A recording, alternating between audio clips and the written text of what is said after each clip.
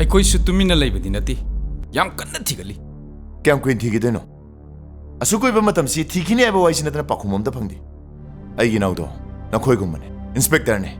Inspector Malakita, Langla Langi Boboti Bungam the Sinati, Michamum Simatam the Nakoida in Tazabatango de Shibo. Masi Angam Matosing could cray Albosida Quaisu Bangle Topungam the Angamato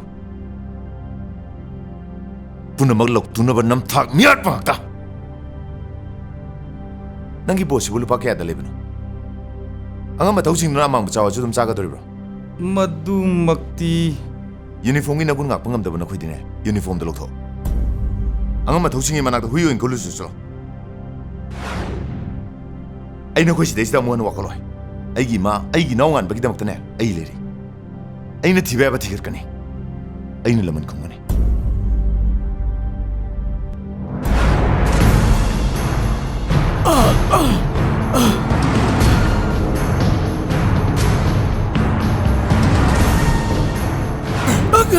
Oi! Somebody Kelly. Somebody Kelly! I come there. Gary come there. No man can drag now what Penatra. No man can drag now what Penatra. Hey, Mama, Koro, now won't I call me. I won't knock you. I Mahat Payauti. Somebody now, Inspector Nandabu, Hatkini hike. Makoiga Maria, I'm at the lady. Mama, I quite want to Koro. Mama, we never communicate. Mama, I was young to Tago, I want to Koro. Hey, ex-MLA. Nang nakarikumba ikoy do ang kato na singer ko tarabdi. Nang ay kanano ay bado. Masaksak na kang kati. Chakra chalo. Na tuay do hingi naman. Chakra chalo. Mama, masalangin na mama. Masalangin na mama. Mama, ay lamay kuki ni mama. Ay nangay ko na. Mama, giwas tato mama. Ay lamay na maginaw kita magsimag kita mama. Tato mama. Ay nang. Kwaro. Nang sigar ba di? Isu toy mo kanadal baba sa hukahugan eh. Nang namihat na awakam na taraga. Nang nalaman kong nabaho na madalay kita matula ba di? Nang inasak toy begini ay ba da? Mapa, makura matone ay ba da? Kanala yauri kene kwaro. Mama. Kwaro. Achumba wayeli taibang mapulay rito na koda si putora kanin koro laman ko magiwakal tato naramngan man at mama nasa toy siya niyoy na bisyemba na nanawgi namagi laman sing masakpuhoy ko koro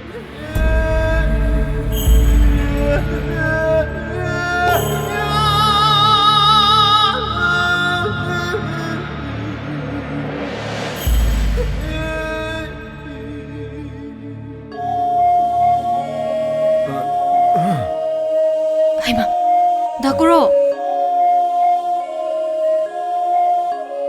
Thoithoi. Ako sibo Canada ke amam lang krage. Nongdamba. Nang muktayo ni. Ako na ke amam lang krage ba. Kuido suwa mo sak sibo.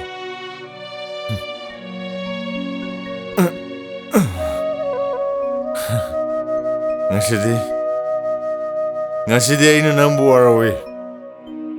Ngasi ay ang warawi. Ay na nang buwarawi. Awa ba ta na masujira ba mabu? Nangan loksin biraga. Nangan kanabas na kayo no. Isin loksin na kayo na halaga.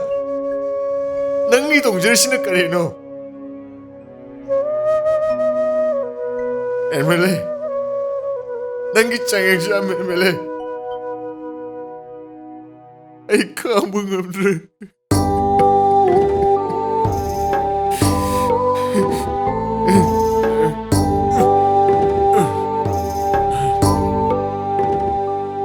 Ganba, yang bagian ba? Nangi mabuk kepengen ko. Mai nak tu nungai ni.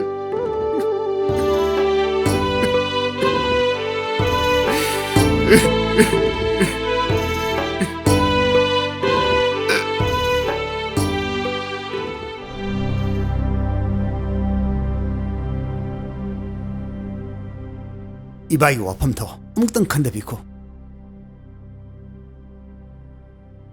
Shen, ai na hari shi. Shen ga lai na ba maridu tat pa pamba ki wanati.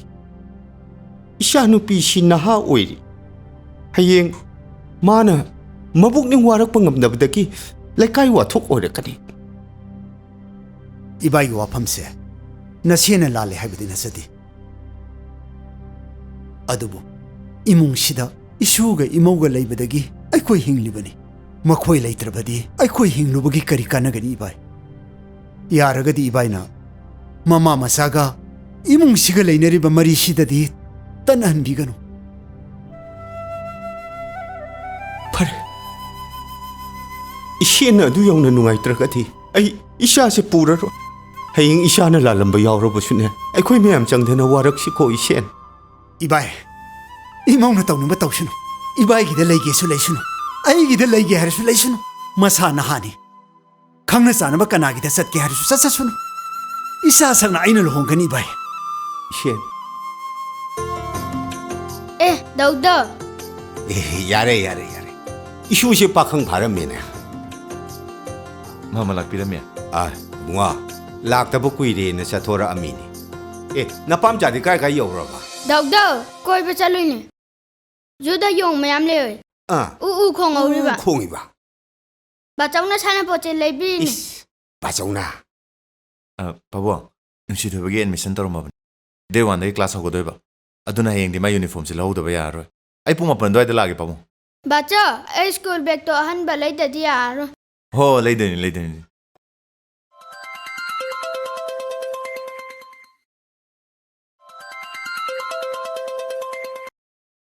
Hello. Haima. Lesna. Iche. Phone se itay na may yaudre na charge store me. Oh, noy na tay di activa se masakhiday na. Aduga Angangi achapot o sanapot o mayam layraga masay day layri ne. Mapanda anganga sanari eh. Yani ay pahalake.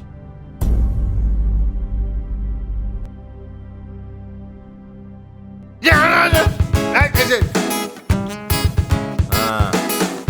Antak di fara ke?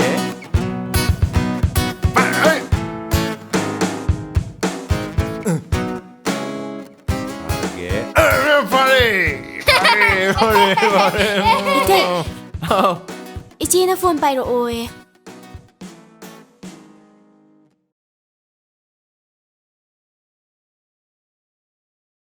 Hello? Hello? Thoithoi.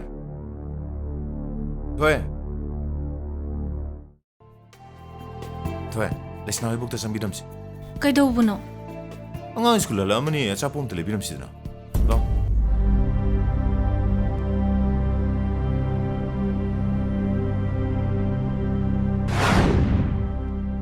Bema, no pase thasabi thamgono. Section bana phaiko. Noi mama do yengo. Ai sumsa thajadabne. Office ki thabak tawminaba mamanabado. Laikhidabagi thabak chenbiribani. Pension gi senfam tanaribani haiduna. Pagchatta chatle. Ai karisu khalude. Mina hairakpado kaya thajarude. Adubo hojikti ai oiba phangdredana. Atombi gi manakta laikhrisine. Nanau nupido ai am chingleiko. Ine. Wari sunungairi ayum da thabakra lehawi ayo khrage. Hoi yoro.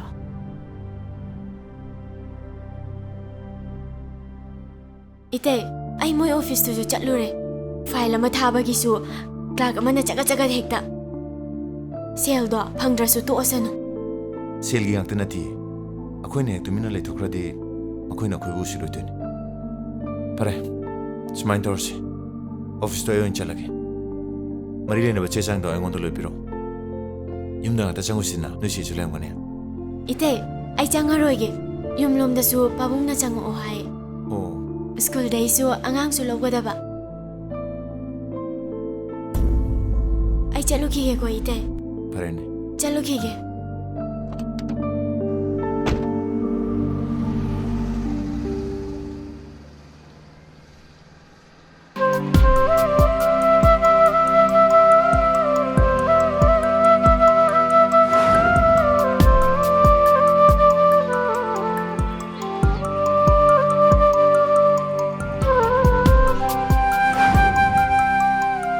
Bema, nupase thasabi tham thonggono. Section bana phaiko.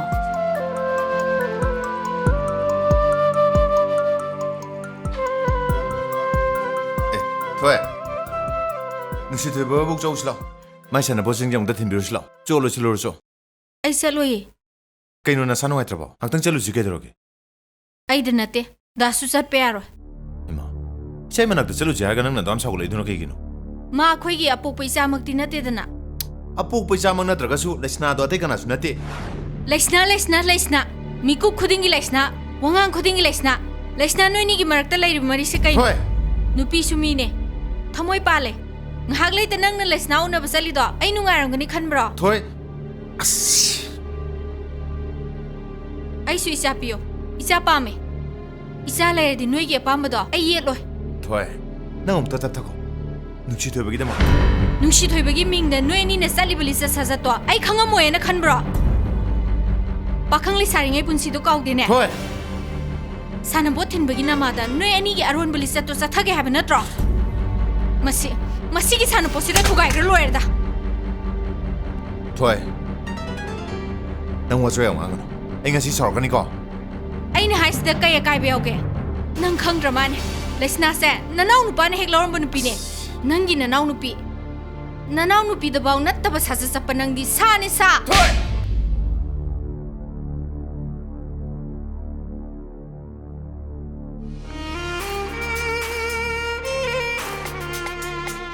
Asumba hai bagi da mag. Ai bu phu bang ma ba. Phai. Lesna mamam sabu yum sida pusalo. Adubu ai di yum sida lai roi. Ai ngasi magsakhini.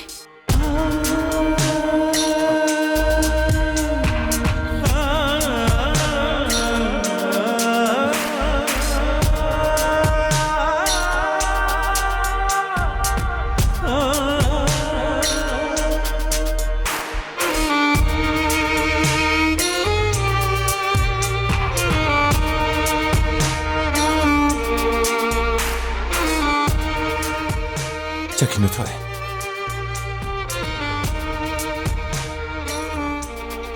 Lesna bulu na to biyo. Nung si Thoithoi asing beja ni kan biyo. Thôi. Nung si Thoithoi. Nang ai asing beja ni.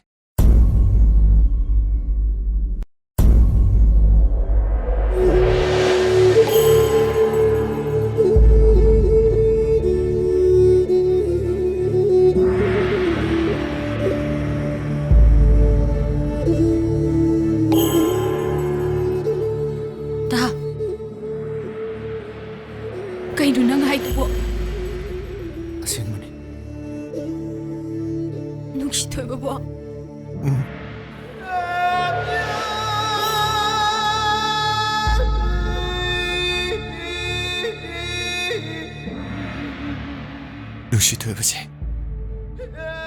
Secret đi bác. Nang này bốc sẽ bác. Nang yasing mana satu ni.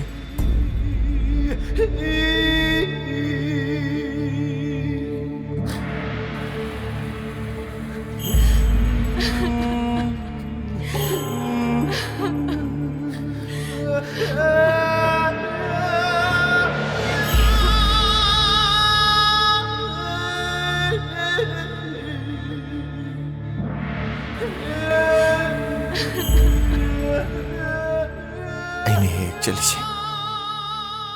Lesna uno baca penati.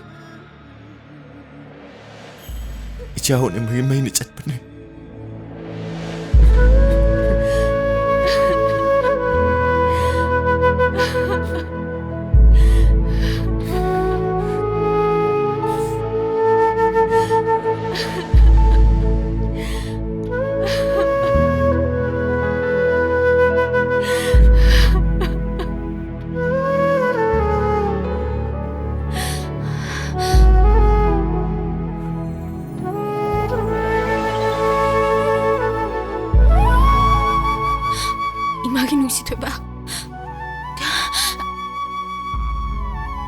ꯆꯠꯈꯤꯅꯨ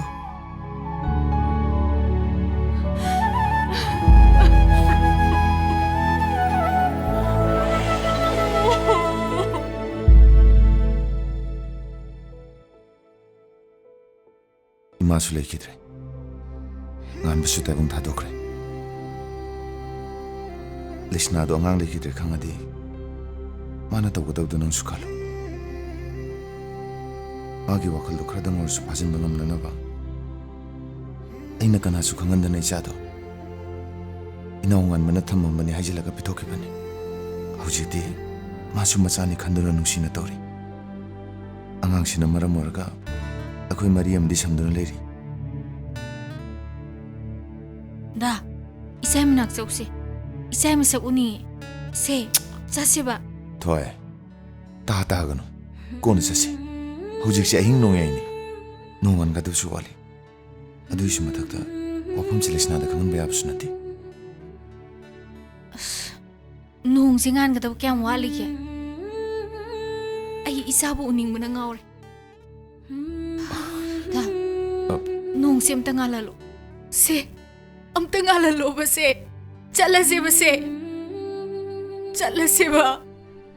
Ay isa po uning mo na nga ori hay ba?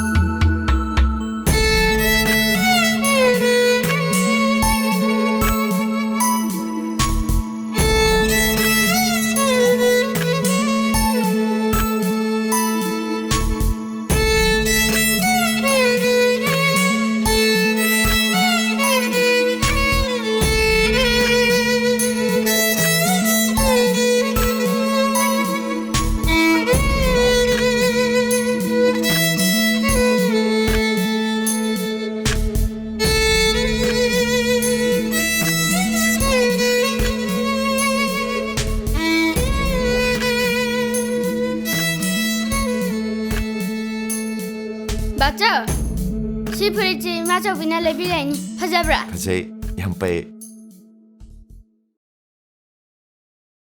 Si aja pergi macam bina lain, yamda. yami jar.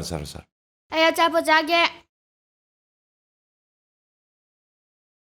Jaslo.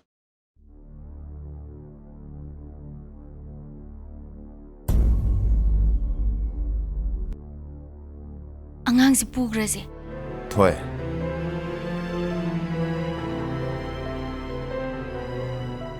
Kanam ta sulaite. Kanam udringai da pugra si ba. Kaino na ngay diba? Ha? Lo. Ay angang pora. Lo uhay bani. Lo. Lo uhay bani. Angang si pugra si ba. Thoithoi. Isa Thoithoi. Macam be, nang jalan dia. Bye bye.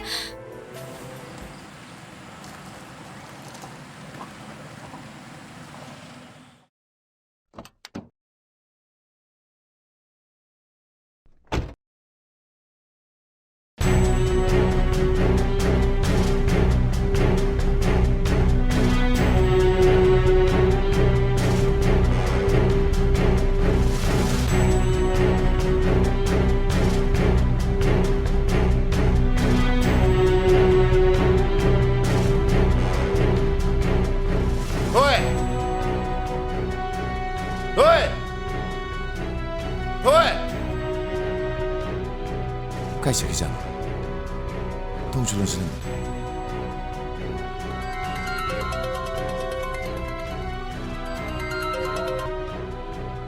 Lesna, kaidore?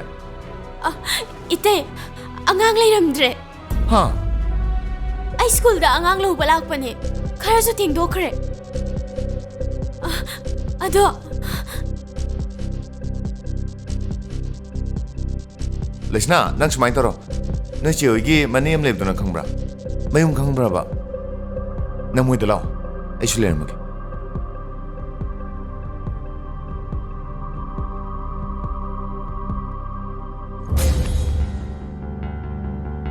Angang di.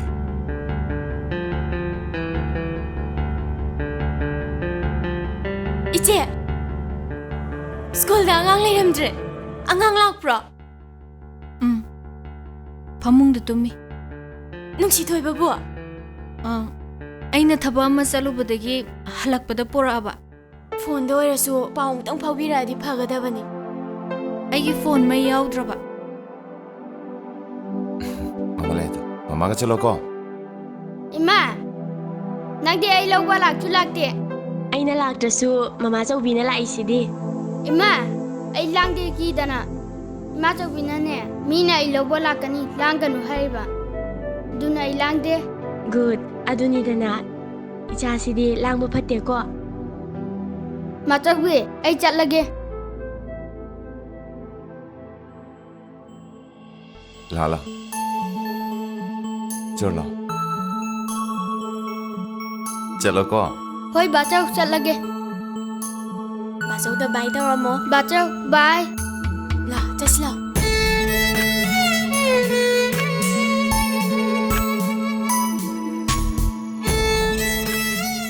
Angang jisi de puge so haram dia.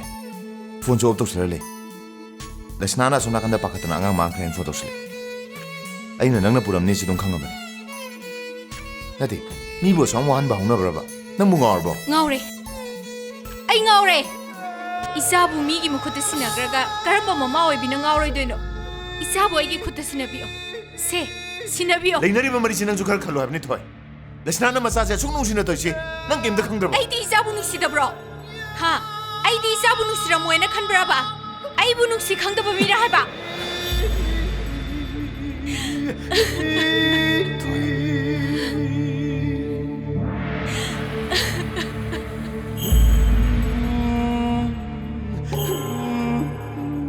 Ima, ay be kame. Ay law tho uragi. Phamumu. Thoi. Nang tatap thago kai doroge. Ay sumamani. Isabu nung siye. Kaigi isabu mingon da pitoino. Ha. Kaigi isabu mingon da pitoino haiba. Hanjan ai re. Nang gidu di aron mari ne. Phongba ya da ba. Mamam sagi mari bu kari ge romano. Lesnai ma sa sigrabane. Nung si Thoithoi ai gi aseng baisa. Nang na lon pitokhiba. Masida kaigi lo toino. Mamam sagi mari bu kaigi lo toino haiba. Kaigi lo toino haiba. Thoi.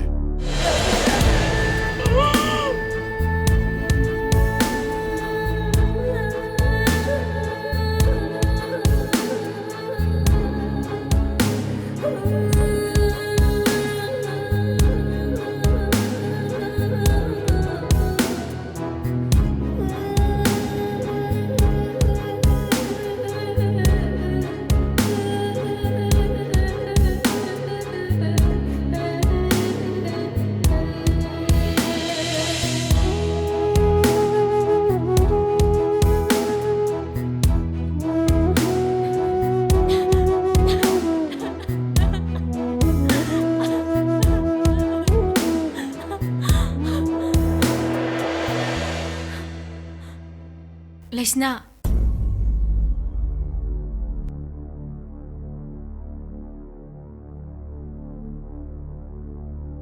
Asukui bese.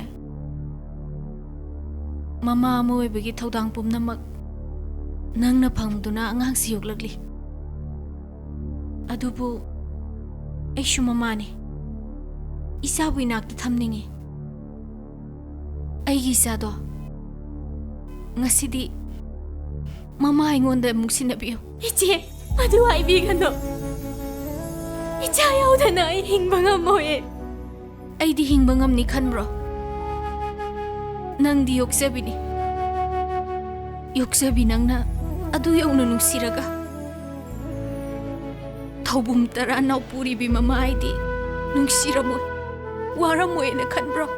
이제 이보로이브수 레이트레 안왕시주 레이트레바디 아잉바기 가난드레 이자도이바부 부바다 보이르디 나나보 하나 할라모 아이바 하나 할라모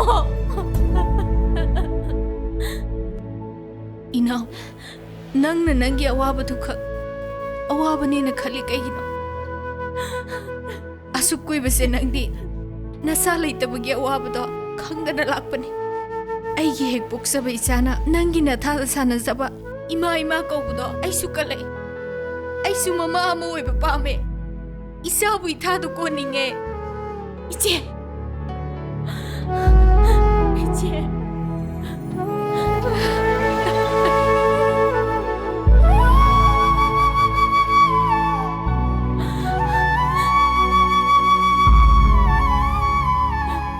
레스나 아이기 이사 누시토이바부 마마 아이는 난기 나팜되기 니자리.